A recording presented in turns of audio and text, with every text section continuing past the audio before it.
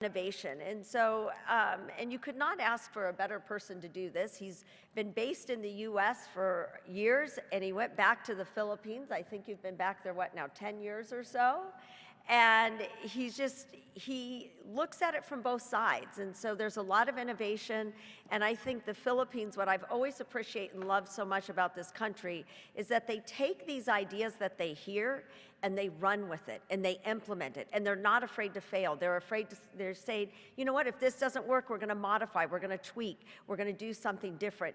And they're really making a change across the country. And especially hard when you think about a country that's 7,000 islands. So when you look at it from that lens, you're like, how on earth could you even be connected there? We talk about states, but we're talking about islands and boats and all sorts of transportation issues there. And seriously, transportation issues. It's super crowded in Manila. So when you look at these things, we could not ask for a better speaker to share about the innovation, to share about what he's brought from the US back to the Philippines, but what also the insight for the Philippines can have for us too. So with that, I'm going to turn it over to you, Al. Thank you, Kelly. Thank you. Thank you. Are we still all okay? Can you hear me okay? I've asked for a mic. I'm not used to standing up in podiums. How many of you guys are teachers in the audience today? Perfect. First, thank you to you all. My journey as a scientist, I'm actually just not much different from Lance. I'm a practitioner of STEM. I did my PhD in chemical engineering and biotechnology. I started a company here in the US after doing my graduate studies in Rensselaer Polytechnic Institute in upstate New York. Worked in Boston for a year in 1993. I know there's a guy here from Gloucester. I was in Beverly. And then, of course, I went on to start a company in 1996 to make medical implants, something to patch your brain after your tumor is taken out of your skull. That was my product. I had invented it and had 10 granted patents in the US and ran a company for 17 years. And then in 2012, when we got it approved, we sold the business and I went back to the Philippines. So it's actually 10 years today since I gave a technical presentation to an American audience. So again, thank you, Kelly and Sal, for inviting us over here from the Philippines. Today I'll be talking not about my science, but more about my journey as an innovator, entrepreneur, and now applying it to STEM education. So I think that's probably the context and how we're trying to do it in the Philippines, learning from what I've learned here in the US for being here for 24 years, and then trying to apply it and then use the same design thinking, implementation, and validation that we normally do for medical devices, which I hope all of our educators today also learn something about that process in terms of not only designing based on what the user needs, but also being able to verify whether our programs or projects are working, and then being able to validate it. So think of like a clinical trial. When you have a drug, you're trying to focus it on a particular set of students, a set of patients, and whether they're valid for that particular dosage. Education is a similar way. I'm a chemical engineer. I look at raw materials to become products. Our products in this case is our students. How do we equip them to have careers and successful lives afterwards? How do we make their lives better as teachers? And I think in that context, I wanted to show some examples of the programs we're doing from K to 12, all the way down to advanced workforce development in the Philippines. And to give you a context, I'm the executive director of Center for Integrated STEM Education. It's actually a spin-off foundation of the Unilab Foundation. Unilab is the biggest pharma company in the Philippines. They provided funds to create spin-outs for youth, people with disabilities, as well as STEM education as one of their trusts. And System is one of that spin-offs coming from Unilab. And it was started in 2019, and Lilibet, the executive director of Unilab Foundation, is here. She's seated right there. She's the one who's actually asked me to join System about 3 years ago now. Time flies, to help them conceptualize what we can do as an integrator of STEM in the Philippine context. And so I bring not only my background as an educated scientist in the United States and an entrepreneur, I also bring my knowledge of the Philippines in terms of how difficult it is which is apparently not much different in some areas of the United States, as Lance mentioned it earlier. I mean, it can be a distant island in the Philippines where you need boats to get to with no internet. It can be a mountain village in Kentucky or and Virginia that have also very isolated cases where you have to find ways to educate them on things that they've never seen before, like an ocean. So in this case, we've started our journey as in exposing K to 12. I'm a member of the National Academy of Science, where I work with the best scientists and the national scientists in the Philippines in commercializing their technology in the last 8 years. So to me, it's a switch. It's a step back and moving back to the very basic, all the way down to K to 3. How do we influence?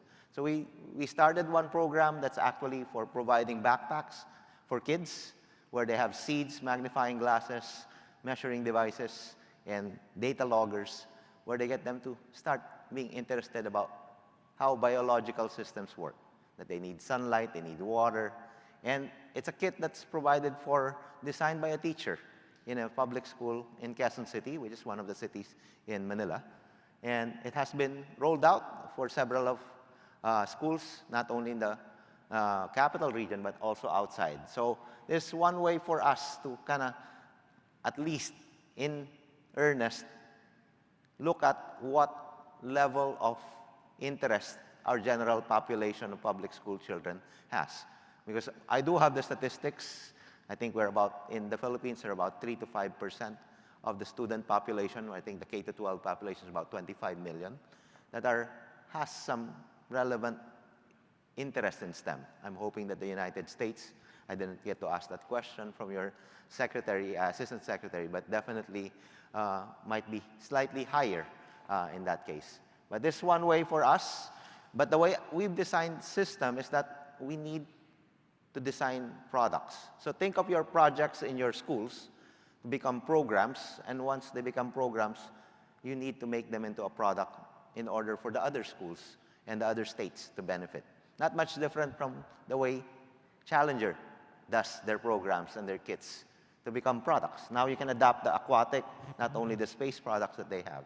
So in system, it's the same way of development. We think of our programs to become products. So we have a product for K to 3. The next slide is, yeah. Oh, did I skip one? Yeah, we have a second product. Actually, I'm trying to connect it with the people from New York that I spoke to yesterday. We have a plastic sustainability program for grade 5 students. We've designed this with National Academy experts on plastics and microplastics, and they're curators to the modules that we've developed. This has been rolled up to grade 5, sponsored by a plastics company for Dow in this particular case. But it's not much different to what Lance was talking about in terms of the DIRT program that they have. And this can be adapted in a similar way, where I had spoken to a teacher in New York where they're wanting to engage their students, I think it was you, to know a little bit more about renewable sources of energy and how we can adapt them in our own locality. In our case, the Philippines is supposed to be one of the bigger polluters of the rivers and the oceans, and clearly, as life cycle analysis of the plastics is very critical to be able to be broadcasted as early as possible so that the kids know why we're recycling plastics, especially for very hard plastics that don't degrade as easily. So we've done that program. We have a separate program which I just pitched to Lance because they use space. We have the lowest rating in our national test, in the international testing for science and math. We're late. We're I think 69 of 70 and 72 of 73. So we actually developed a program for exposing our teachers in grade 7 and grade 8, I think, for being able to understand TIMSS, Trends in International Math and Science Education exams, where there's 3 or 4 levels of questions, and we're only understanding up to level 2. That's why all our kids are unable to score greatly in those exams. And we've developed a program that's after school during the pandemic. You have two devices. Once you're listening to a quizmaster, which in this case was Melvin, and we developed questions for the teachers to teach their students about math and science that are typically done in those diagnostic tests. To the kids, it was mainly science and math questions that they need to get engaged after school with their science teacher, which is a very good example of how I got engaged in science, actually. I was a national quiz bee interest 45 years ago when I was 9, and I took a science teacher like one of you to take the time after school to teach me science and math using 36 volumes of the science encyclopedia way back then, going page by page. And with that, I spent the rest of my life being a scientist, going to a specialized high school, the Philippine Science High School, which is similar to your Bronx Science and Stuyvesant Science High School. Then I went to a technical school and a graduate school in engineering. So clearly to me, I agree with Lance's recommendation of starting it as early as we can. 9 years old, 10 years old might be the right spot where we can still get our kids redirected towards their love for inquiry and science and innovation. So we'd have that project. We also have a similar project in close to the volcano. You probably heard that there's a volcano erupting now in the Philippines. We had a STEAM project in Sorsogon, which is not too far from where Lilibet grew up in, I think, and it's a very rural area, but we got them to address some of their issues on rainfall, on agriculture, on the volcano, on tourism, with STEM projects, and we funded those projects. We provided Arduinos to some of the projects that they wanted Internet of Things experience for the students. And that has gotten us to the point where some of the student, junior and senior high, ended up taking STEM courses and becoming Department of Science scholars in the Philippines. So that's one way of engaging them by promoting project-based systems. We've also gotten some funding from UNICEF for socio-emotional learning, training of teachers, which end up training their STEM students as well in the process. And to me, having been in science for 30 years, I was in a National Academy meeting probably 3 years ago, and they asked me, Al, what's new? What new companies are you advising now or mentoring? And what did you learn? Any new things? And I said, I learned something new 3 months ago. It's called SEL. And they are looking at this. These are all techie guys, and looking at me, SEL, what's SEL?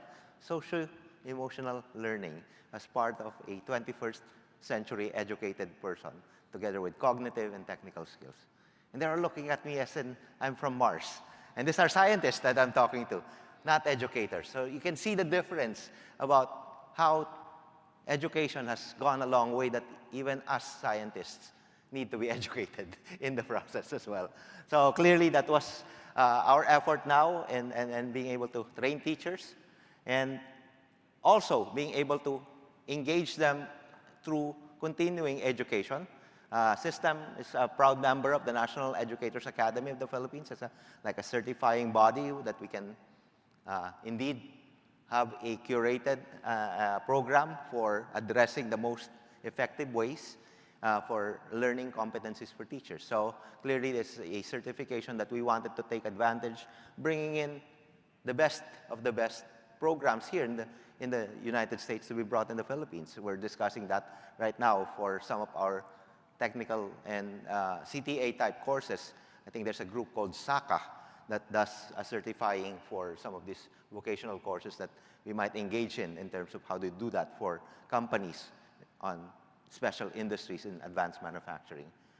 And finally, as to relate it to the theme today, we just received a US aid grant. I'm also part of a US aid grant called STRIDE, Science, Technology, Research, Innovation for Development, which was started in the Philippines in 2013, just when I was coming back as a returning scientist. So that really helped me reach as far regions of the Philippines, giving grants, training professors. And that ran out 2 years ago, but just recently, as of last year, Unilab Foundation, through Lilibet's effort, of 3 years, was able to get a grant from the USAID for $5 million to fund advanced manufacturing education of our workers as well, with counterpart funding of about the same amount coming from private sector, from 3 model companies that have interest in advancing the technical workforce of the country. So it's a 1-for-1. So if you think of ROI in this case, it's almost 100% ROI already, because these manufacturers actually service a lot of the semiconductors that we supply for testing coming from the United States or for eventual use in the United States, especially with the CHIPS Act that I've heard a lot of these jobs are needed both here and in affiliate countries like the Philippines in order to make us more secure from an electronics point of view as part of the program of the United States. So clearly this type of advanced manufacturing program where we develop enabling competencies as well as functional competencies gives us a view of exactly what the Assistant Secretary was talking about earlier in what it would take to have a workforce for the future, not only in the Philippines but also here in America as a connected, globalized, educated workforce that we aspire for. And so that's just some of the things that we've done. My main interest of also coming here definitely is to engage with you in the audience. The Philippines is a country of 100 million, 110. And as Kelly mentioned, we do like to test things. I'm one believer that if you have something good to offer, you might as well make sure that verify whether it actually works, as a real scientist would do, get the data, and then validate it that it can be applied in different areas of the country and also of the world in that case. So I'm inviting everyone in the audience, if you have a program, a project that you think might be useful for countries like the Philippines, which is a predominantly English-speaking country as well, we're more than happy to engage to get a bigger testing subset for you, a bigger cohort, a bigger clinical trial for that matter. And I've already asked Lance, actually, for their experience from Challenger to have a Challenger Center in the Philippines. So something to that net effect. But at the same time, I'm hoping that some of the things that I presented today did pique your interest. And if you wanted more details, I'm all here to provide you with whatever you would need to get you started, hopefully implementing it in your own region. With that, thank you very much for listening.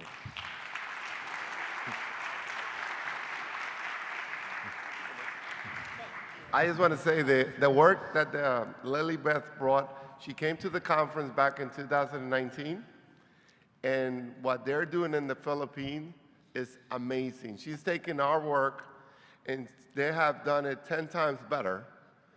And you should see what's going on in the Philippines. There's going to be another summit there, hopefully in October, November. If you guys can make it, at least 1 or 2 people to see what they're doing. But there's definitely one in Bangkok in 2024. I believe it's February. And what is spread through all the Southeast Asia countries. And this started here in 2019. And I commend you, Al, commend Lilybeth and Melvin, but you have to see their work there. And with that said, and I just want to ask Lilybeth to also please come up to the stage here. So Unilab Foundation is the largest pharmaceutical company in the Philippines. So you just heard about 110 million people. So I want you to think about, in the US, that would be equivalent to a significant corporation as well. And I have the best ibuprofen you could find. And they've always been, the leadership of Lilybeth is that she's always been an innovator. She never takes no for an answer, and she always pushes through. And I would say, so when she asks you to do something, there's no option but to say yes, because if you say no, you're going to end up saying yes, so don't go through the trouble. But she's been such a leader, and not only just in the work in the Philippines and bringing the best minds to the table, but she's also brought that over to us as well, too. And so I know on behalf of the STEM Leadership Alliance, I know that our friends out there, Jeff and Lance and VJ and George would all agree that you are a rock star. And so we wanted to recognize Unilab Foundation. And we also want to recognize Lilybeth too, for her contributions as well as her company there. And then, of course, Al, we're always so appreciative. We want to thank you for all that you've done and being the innovator that you are. So thank you. Thank you so much. You're welcome. Well, thank you. Yes. Oh, All you right. guys can go. You guys can go. Yeah, go ahead, say. Again, of course, we're very grateful for all these recognition awards, but I just want to emphasize that we're able to level up our work in STEM education in the Philippines because of the inspiration we get from everyone, here in the room, and especially from Kelly and Sal. Thank you again.